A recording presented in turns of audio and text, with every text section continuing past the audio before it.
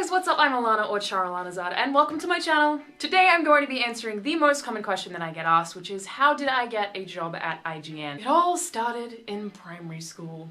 To cut the education part very short, I just want to wrap it all up by saying that I always excelled in English. I always wrote a lot, and I always wrote even in my spare time. This is something that I think is very important to stress because I think there are a lot of people who want to work in games media or want to write for IGN because they like games, rather than because they like writing. I never want to discourage anyone from trying to learn a new skill or to improve at something, but if you don't like writing and you only want to write about games, it might not be for you. You might want to consider all of the other things there are to do in games that you have maybe historically been good at or are passionate about. So after graduating high school with relatively good grades and a definite strong suit in English, I went on to study a Bachelor of Mass Communication, majoring in, of course, journalism and entertainment. To backtrack a tiny bit, I actually started writing about games before I started studying. The way that I happened upon that was basically I was looking for a job just after graduating high school and I found a listing on a website for a volunteer games news writer for a very small website. I started writing for that website twice a week and I think I worked there for 6 months or so, I don't remember.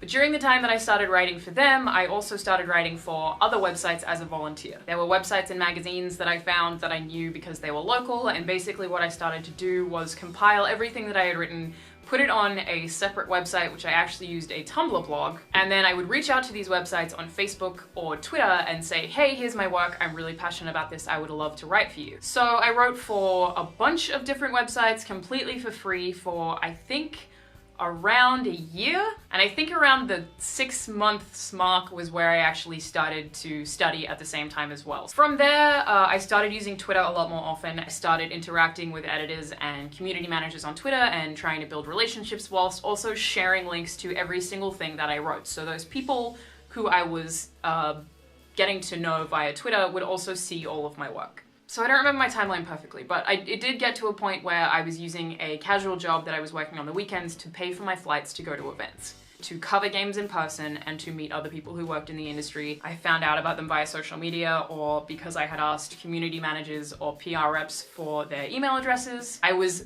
absolutely $0 in my bank account because everything I was doing was being invested in this career. And it was at one of those events that I actually got my first writing job. I was arguing with someone about why I liked Halo, and he came up to me afterwards and I think he said something like, hey, I've seen some of your writing.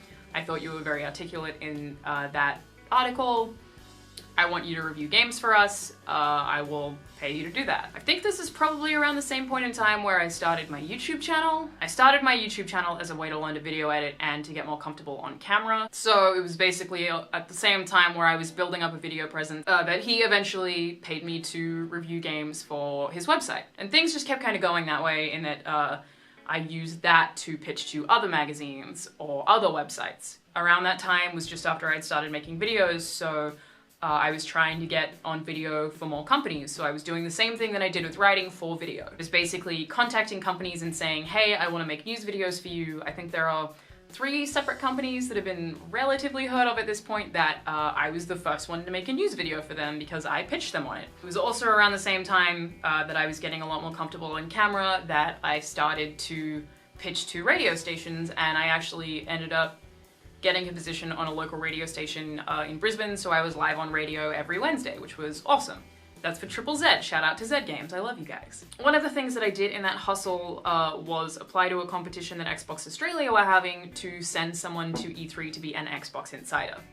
I did not win that competition. I don't think I was even a finalist in that competition. But it did mean that they knew who I was, and I think 6 months after that had stopped being a thing, I got a call from someone who worked at Xbox Australia who I guess had been keeping in the loop with my writing and my videos, and they asked me to be the Xbox Insider, which basically meant going to events, interviewing people, and giving first impressions of games for Xbox Australia's social channels. So everything was kind of coming together and I was doing a lot of different things, and it was all in the interest of me trying to get my name out there and do things for free until I basically felt like I had reached a point where I had enough experience, was confident enough, and was getting enough good feedback that I kind of hit a point where I was like, I should be paid for this. So I'm pretty sure it took 2.5 years until I got my first full-time position. At that point, I recognized that there was a ceiling in Australia for the games industry. I used my degree to get me a transfer to the US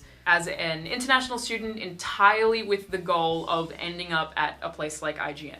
And I applied for a job in May of last year at IGN. I had, I think, 3 interviews. It was like hours. There was one thing where I was interviewed by like nearly 20 different people, I think, in one day. It was pretty crazy. But because I was still a student, and I was on a student visa, the visa process was really hard. So I was technically told that I had the job in May 2015, but I didn't actually start working for IGN until November 2015 because it took that long for me to get a visa. It was rough. And I'm pretty sure that that covers everything. I think so. It's hard to recount everything you've done for the last 5 years, but I really hope that I haven't forgotten anything here. I am going to disable comments on this video, but if you have any more questions, I will do my very best to answer them. As always, there will be links below to all of my social channels. I do have to give a shout out to the 2 people who supported my channel after the last video, which is Austin Foss and Kyle Allen. Thank you guys so much. This is just absolutely amazing. YouTube is totally a thing that I do in my spare time after insane work hours, so I seriously just appreciate that you guys appreciate that, I guess. Thank you guys so much. I love you. And that is it for me today, everyone. I will see you guys next time. Bye-bye.